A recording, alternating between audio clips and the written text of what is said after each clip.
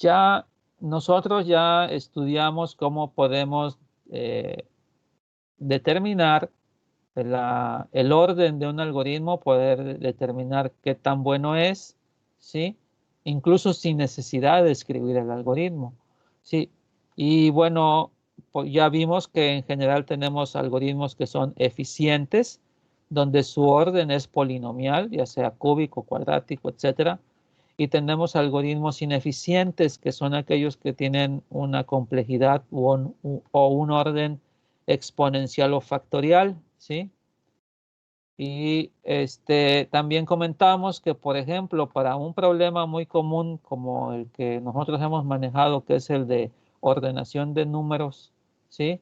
Tenemos los métodos que conocemos todos son algoritmos eficientes, ¿sí? Porque máximo están acotados al cuadrado, son cuadráticos, ¿sí? También analizamos el problema para generar un número de Fibonacci. Y entonces ahí observamos que yo tengo algoritmos eficientes o ineficientes. El recursivo es ineficiente porque es exponencial. Y entonces, bueno, pues ahí yo sí puedo seleccionar con más claridad cuál algoritmo puedo usar, ¿verdad? Ordenación puede ser resuelto con algoritmos eficientes y Fibonacci puede ser resuelto por los dos tipos de algoritmos, ¿sí?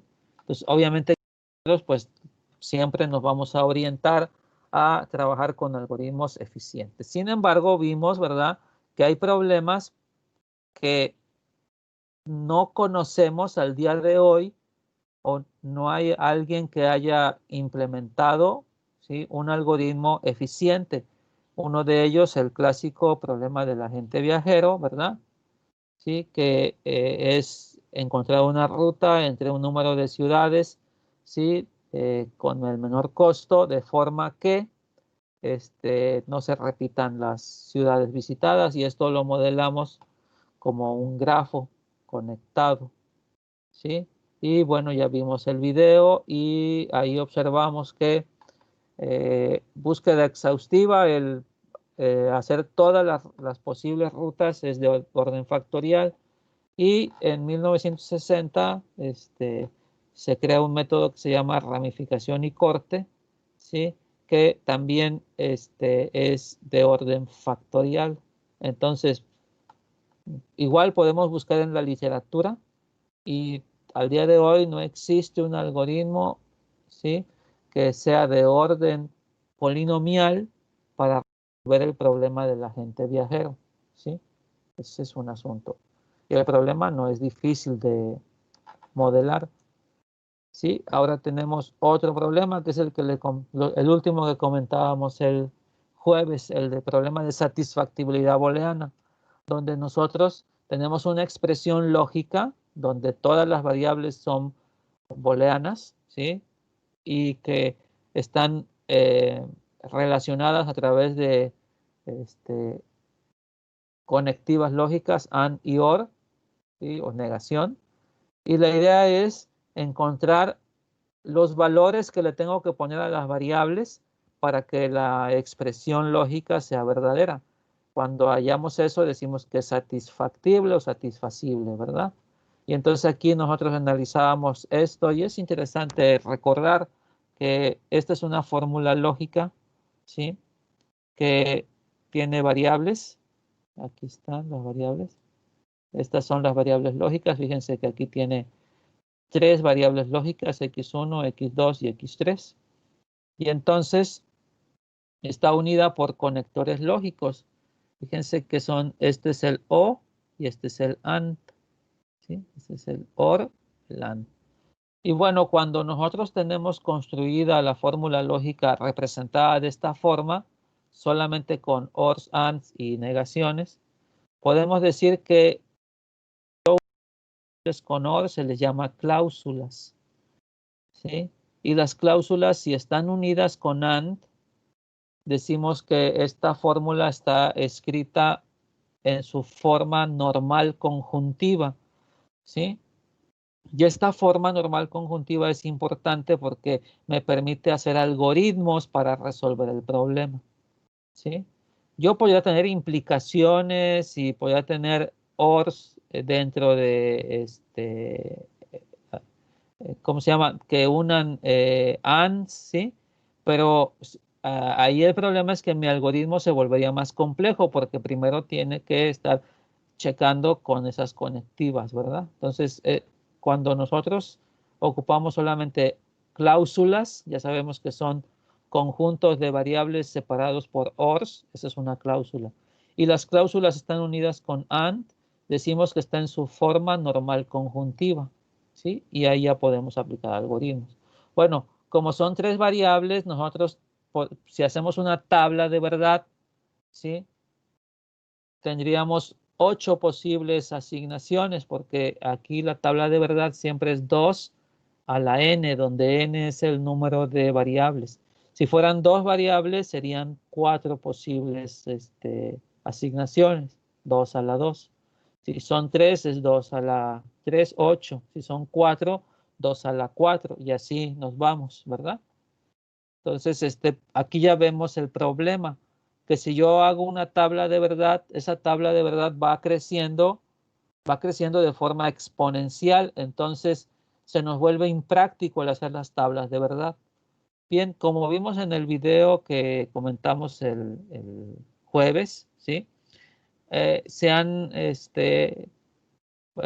desarrollado otros algoritmos y el algoritmo de Davis and Putnam, ¿sí? El DPLL, también lo que hace es que va checando que no haya contradicciones en asignaciones y va generando un árbol. Realmente lo que está aplicando es un algoritmo de backtrack, generando un árbol y cuando ya no puede seguirse, regresa al anterior, sí, hace un backtracking. Nosotros en la unidad 2 vamos a implementar ese algoritmo. Pero en el peor de los casos, pues tiene que, así como tabla de verdad, tiene que checar todas las posibles asignaciones. Entonces, el orden de este algoritmo es exponencial. Bien, al día de hoy, este problema no tiene algoritmos eficientes. Tiene una gran cantidad de algoritmos, pero no tiene algoritmos eficientes. Muy bien. Aquí nos habíamos quedado el jueves, entonces vamos a seguir adelante.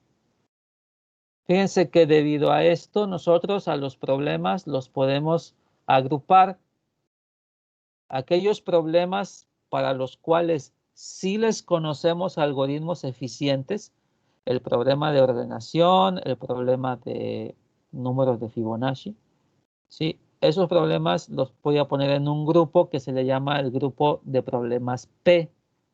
Y a los problemas a los cuales no les conocemos algoritmos eficientes como el agente viajero y satisfactibilidad, los vamos a poner en otro gran grupo que se llama los problemas NP. Estos nombres fueron desarrollados en los años 70, ¿sí? Y viene de el algoritmo y en qué tipo de máquina se implementa. Fíjense, el problema P, su definición es un problema que puede ser resuelto por un algoritmo de polinomial. Acuérdense que cuando hablamos de orden estamos hablando de, ¿cómo se llama? La complejidad algorítmica. Y en este caso es complejidad temporal, ¿sí? Cuando el algoritmo, si hay un algoritmo de tiempo polinomial en una máquina determinista. Cuando hablamos de máquina determinista o una computadora determinista, estamos hablando del modelo de la máquina de Turing, ¿sí?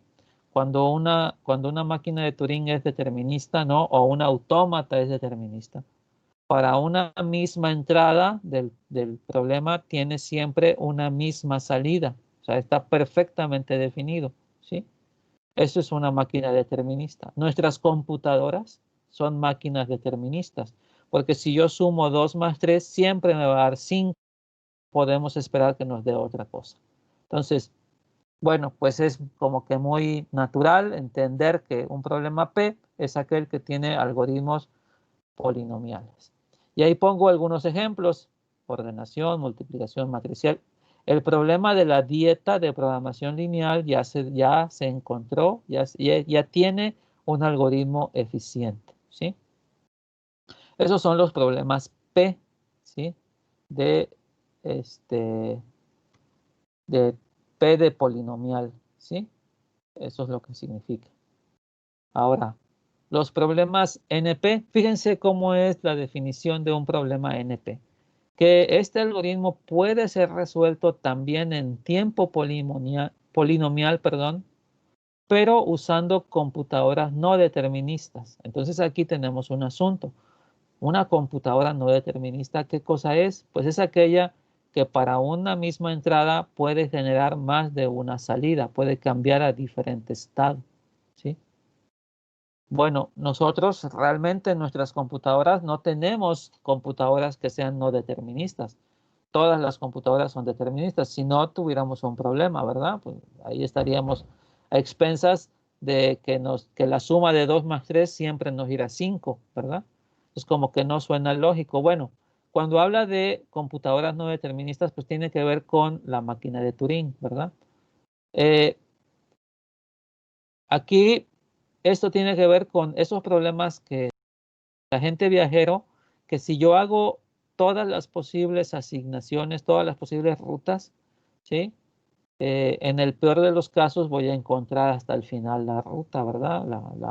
La de menor costo. Tengo que checar todas para que saber cuáles. Entonces, ¿qué pasa si yo aleatoriamente, ¿sí? Selecciono algunas y sobre esas trabajo? O sea, no trabajo sobre todo el conjunto. Entonces, al usar la aleatoriedad, yo estoy simulando una computadora no determinista. Entonces, yo puedo hacer el análisis del algoritmo que usa valores aleatorios y yo puedo checar si es lineal, cuadrático, cúbico, ¿sí? Y si yo tengo un algoritmo que maneje valores aleatorios y es de tiempo polinomial, entonces yo puedo resolver el problema, ¿sí? En tiempo polinomial, pero usando aleatorios. Y entonces esos problemas son NP, ¿sí? Por ejemplo, el agente viajero, satisfactibilidad booleana, asignación de máquinas en una fábrica, planeación de rutas de camiones, su problema de inscripción, todos entran clase de problemas NP, ¿sí? ¿Por qué? Porque no se les conocen algoritmos eficientes para computadoras deterministas, ¿sí? Sin embargo, sí hay algoritmos eficientes, pero que usan valores aleatorios. Esa es la gran diferencia, ¿sí? Entonces, fíjense, como ejemplo, vamos a ver aquí una línea del tiempo. Fíjense, en 1947 Danzig desarrolla el método simplex para resolver problemas de programación lineal, ¿sí? Todo este asunto de la complejidad lineal, ¿sí? Nació después.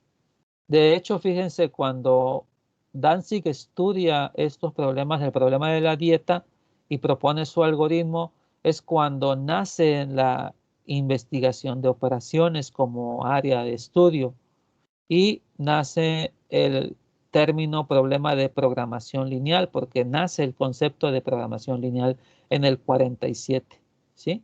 Ahí es donde nace todo este asunto, ¿sí? Pero ahí pues nadie se había estado preocupando por si es un algoritmo eficiente o no, porque realmente antes de Danzig no había ni siquiera algoritmos, ¿verdad? Para resolver el problema, todo se hacía mediante experiencia, ¿no?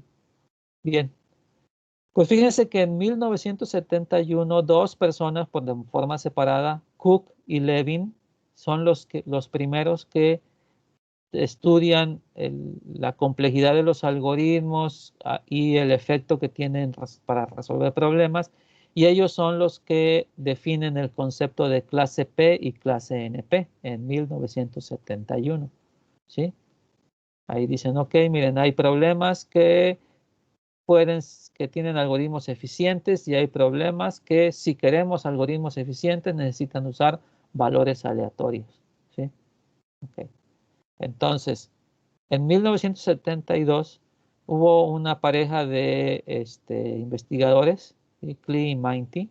Ellos estaban estudiando el método simplex porque querían proponer otro algoritmo, ¿no? Y les decían, oye, no, es que ¿para qué te esfuerzas en hacer un algoritmo para programación lineal si ya tenemos el simplex y es muy bueno, ¿no? Bueno, entonces ellos primero lo que hacen, demuestran en el 72 que el método simplex tiene un orden exponencial, que en el peor de los casos es exponencial. Lo demuestran con un tipo de problemas que se llaman cubo de Klein-Minty.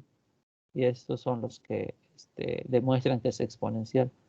¿Sí? Entonces, bueno, ahí dicen, ok, entonces, ¿saben qué? Pues programación lineal, el problema de programación lineal cae dentro de la categoría de los problemas NP. ¿Sí?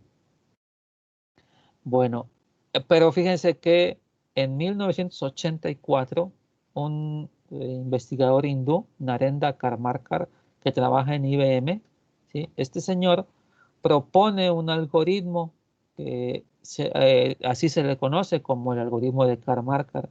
Y este algoritmo demostró que es para el problema de programación lineal, demostró que su orden es logarítmico. ¿Sí? Y entonces ya tenemos un algoritmo que resuelve el problema de programación lineal que es de orden polinomial en una máquina determinista. Y entonces a partir de 1984 ya no se considera a programación lineal como un problema NP, sino como un problema P. Fíjense ustedes.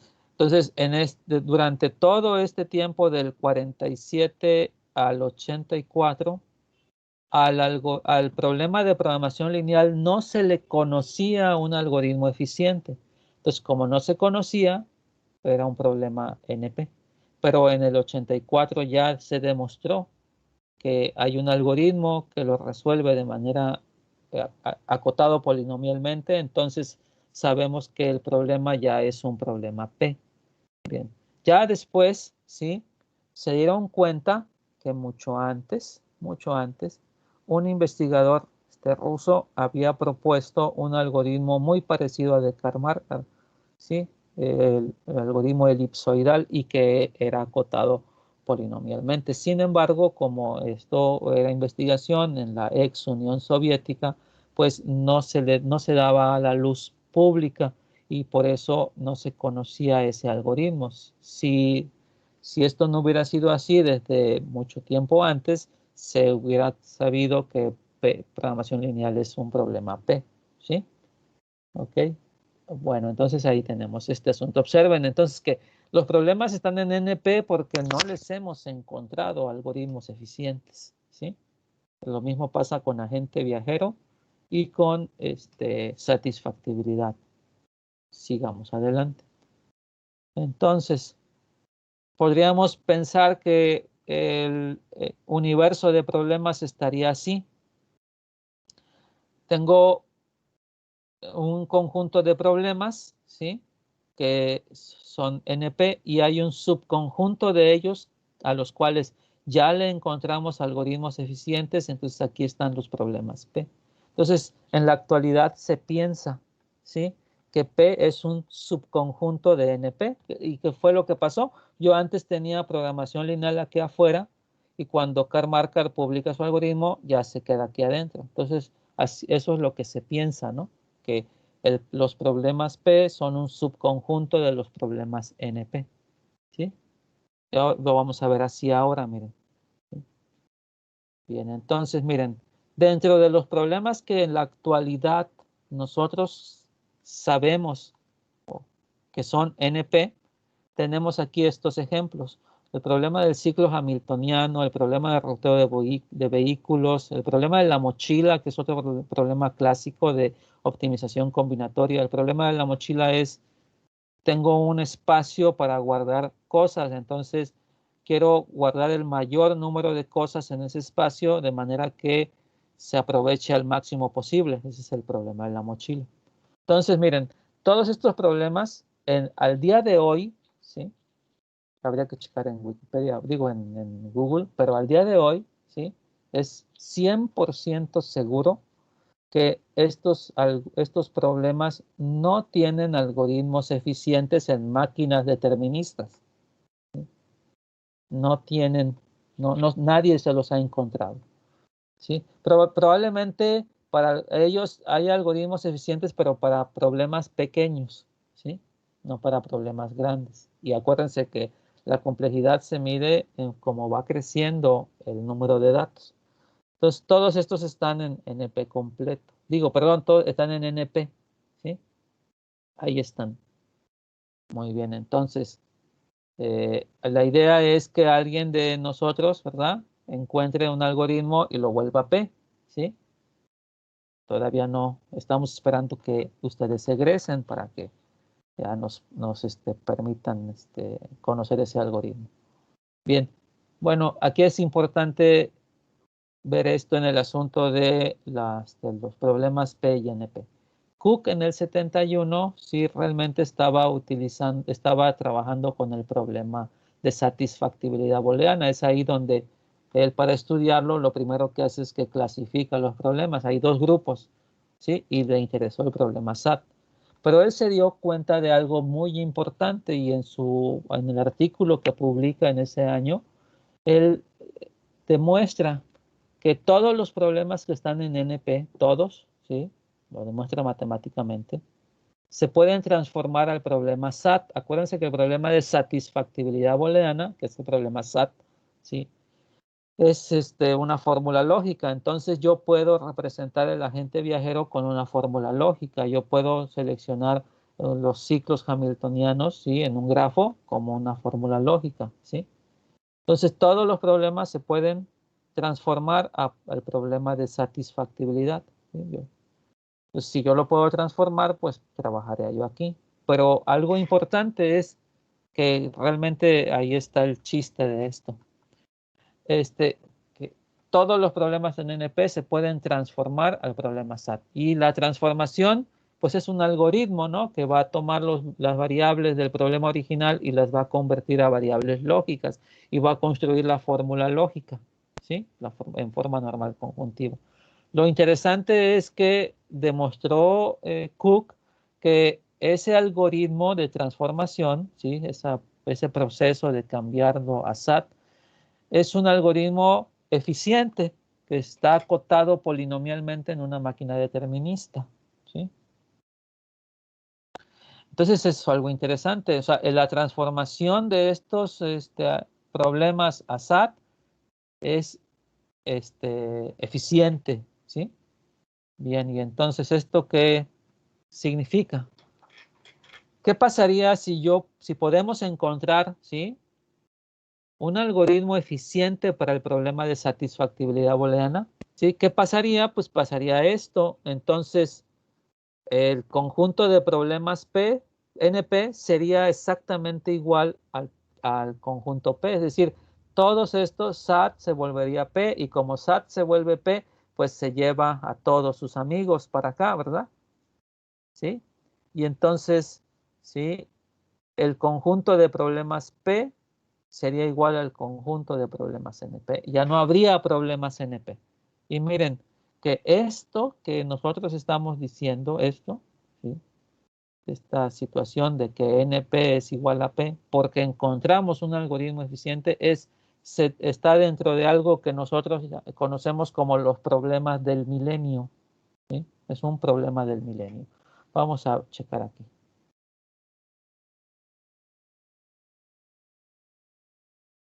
Segundo, para que abra el navegador. Ahí está, ya va, ahí va. Aquí está. Fíjense que hay una organización, ¿sí? Del Instituto de Matemáticas Clay, que está en Estados Unidos. Él propuso, clasificó a varios problemas como los problemas del milenio. Y entonces él ofrece un premio para esto. Son 7 problemas. Este premio es para aquel que encuentre una solución a estos problemas, les va a dar un milloncito de dólares, ¿sí? ¿Ok? Bien, entonces, fíjense cuáles son los problemas del milenio. Aquí están, ¿sí? Hay algunos que conocemos, otros que no conocemos. La hipótesis de Riemann es uno de ellos. Aquí tengo, miren, el problema de P contra NP, ¿sí? Entonces, dice aquí, dice, es fácil checar que una solución a un problema es correcta, pero esto también es fácil resolver el problema. Entonces, la esencia es la pregunta de P contra NP, ¿sí? Bien, entonces, este problema está dentro del problema del milenio. Fíjense, aquí están estos dos, son este es Leonid Levin y sí, ahí me lo dice, y este es Cook. Ellos en el 71 formularon la pregunta de si P contra NP son iguales, ¿sí? Entonces, al día de hoy, por lo menos, igual aquí ya comprobamos que en esta página todavía no han resuelto este problema y sigue estando ahí listo el premio para que lo encontremos, ¿no? Hay alguna de estas que ya fue resuelto, no me acuerdo cuál es, no sé si ustedes sabían de este asunto de los problemas del milenio, No, profe. ¿no? Sí, No, profe. la que ya está resuelta es la conjetura de Poincaré. Ah, ok, esta. Sí, Vamos a ver aquí, por aquí debe decir en 2010, dice.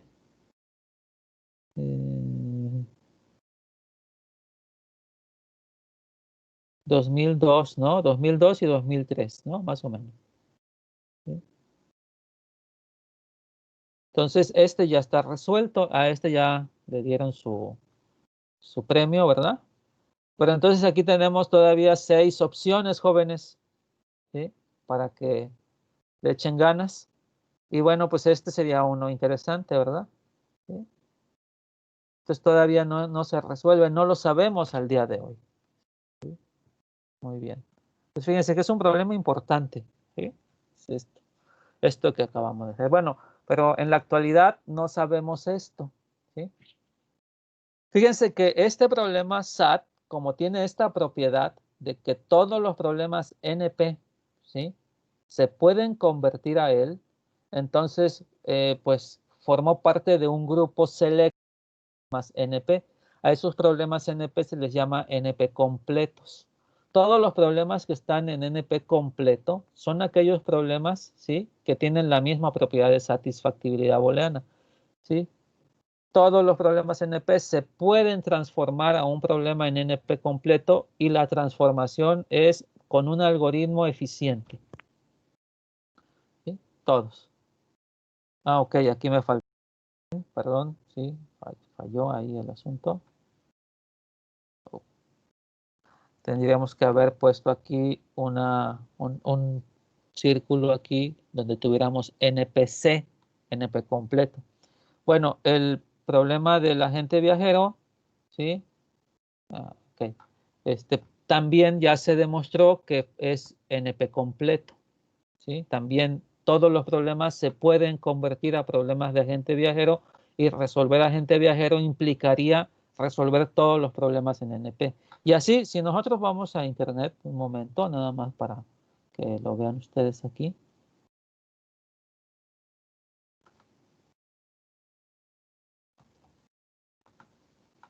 ¿Sí? Aquí está. La clase de complejidad NP completo es el subconjunto de problemas NP de tal forma que todo problema NP se dice se puede reducir o se puede, ahí dice lo de la reducción, ¿no? Una transformación polinómica, ¿sí? A un problema NP completo, ¿sí? Dice, se puede decir que los problemas NP completos son los más difíciles de resolver y muy probablemente no formen parte de la clase P, ¿sí? Porque son los más difíciles. Entonces, aquí hace algunas demostraciones, habla de Cook, ¿verdad? Y el asunto del problema si P es igual a NP. Y ahí está, miren, el diagrama que debería yo haberles puesto. Ahí está, problemas P, NP completos, problemas NP. Bien, y aquí tengo todos estos, miren, son problemas NP completos, el famoso problema de satisfactibilidad booleana y todos estos. Miren, aquí hay una categoría de problemas NP completos y aquí los tienen. Todos los problemas que se conocen como problemas NP completos. El buscaminas, miren, ¿sí? Camino hamiltoniano, todos estos tienen, muchos de estos tienen que ver con problemas de grafos, ¿verdad? Entonces el estudiar grafos es un área muy interesante porque hay problemas todavía abiertos ahí. Y juegos, miren, el cubo, la solución del cubo de Rubik, no para el problema de del cubo de 3, sino en general para cualquier cubo, ¿sí? También el Sudoku también es un problema NP completo, ¿sí? ¿Ok? Pero acuérdense que nosotros, por ejemplo, el Sudoku lo conocemos normalmente, si lo han jugado, es este esquema, ¿verdad? Entonces, bueno, igual para este asunto de una matrícula de 9 por 9, es probable que ya haya algoritmos eficientes para este caso, ¿sí? Pero en general, para una de n por n, no se conocen esos algoritmos, ¿sí? O sea, si yo lo hago a 4, a 5, etcétera, ¿sí? Entonces, esos son problemas NP completos. Aquí están, miren, ¿sí?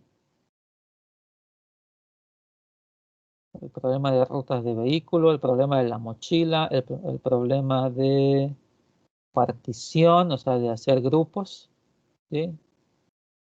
El problema de cobertura de vértices, todos esos son de grafos, ¿sí? Y algunos que son, como vieron, son juegos. Entonces, bueno, pues ahí tienen ustedes, ¿sí? Para que se animen, ¿sí? A seguir estudiando esto. ¿Okay? Sigamos adelante entonces. Bueno, entonces, pues tenemos este asunto, ¿verdad? Que tengo problemas en la actualidad que no tienen algoritmos eficientes y ya vimos que hay algunos que son los más difíciles de resolver, problemas de satisfactibilidad, etcétera. ¿Cómo abordaría yo en la práctica esos problemas? Ok, si no tengo algoritmos eficientes, pero todavía necesito resolverlos. Entonces ahí, pues, nosotros podríamos decir que hay varios enfoques. Uno es, sí, un esquema que se llama de aproximación, donde nosotros vamos a encontrar, sí, en pocos intentos, ¿verdad? Una solución, vamos a decir, miren, no es la solución, la mejor solución, pero esta es una, ¿sí? Que te puede servir. Esta sería una de ellas. La otra es resolviendo casos particulares. Por ejemplo, el caso del Sudoku, el esquema de 3x3, de 9x9, ¿verdad? O el del cubo de Rubik y así, o tener problema de agente viajero con 5 ciudades. Entonces ahí sí podemos encontrar para esos casos particulares, pero no para el problema general en sí. El otro esquema que se ha utilizado son las heurísticas, ¿sí? Las heurísticas siempre se basan en la experiencia que tenemos para resolver un problema, ¿sí? Incluso a veces sin necesidad de hacer modelos matemáticos, ¿verdad? Por ejemplo, las empresas que aquí reparten las paqueterías, ¿sí? Podrían decir, miren, yo no puedo esperarme a que resuelvan, de que me den un algoritmo que sea polinomial, yo necesito entregar mis paquetes, ¿sí? Y entonces, pues hay una persona o un grupo de personas ahí en la empresa que son los que diseñan la ruta y entonces en base a los paquetes, pues dicen, ok, van para esta colonia, para esta colonia, y así en base a su experiencia, ¿sí? Ellos dan el resultado. Entonces ellos están aplicando heurísticas, ¿sí? Ya saben que tienen que agrupar, por ejemplo, las colonias cercanas, puede ser un repartidor, ¿no? Porque saben cómo está organizado una ciudad o un estado, ¿verdad? Entonces ocupan eso, su experiencia. Esas son las heurísticas, ¿sí? Entonces, la idea de una heurística es un algoritmo a final de cuentas, o sea, se puede implementar en un algoritmo que va a tratar de dar una solución a un problema, ¿sí? Que utilice menos tiempo que el estar esperando a los algoritmos exponenciales o factoriales, pero que la solución pues no sea una solución cualquiera, sino que al menos nos garantice que está cercano a lo que andamos buscando, ¿sí? Esas son las heurísticas, así en términos generales. Las heurísticas obviamente que dependen del problema, de cómo está diseñado el problema. Y aquí un problema muy sencillo, clásico, es el de resolver un laberinto, ¿sí? Por ejemplo, miren, yo estoy colocado aquí al inicio del laberinto y la idea es encontrar la salida, obviamente dentro del laberinto, ¿sí? No caminando por fuera, dentro.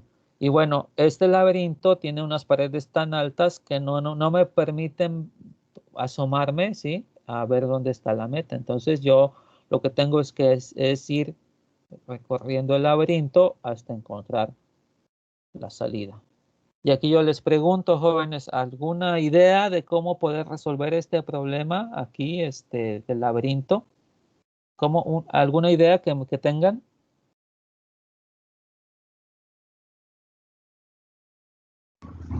Siempre irse pegado a la pared. Una de ellas sería, ¿verdad? Pues sí dice pegado a la pared, pero ¿cuál pared? ¿La izquierda, la derecha o cómo? Todo de la derecha. Ah, ok. Sí, esa sería una idea. Muy bien. ¿Alguna otra idea? Ir marcando puntos específicos. Ese podría que lleváramos una bolsa así como el cuento de Hansel y Gretel, ¿no? Y vamos dejando marcas, ¿sí? En donde tengamos que tomar una decisión.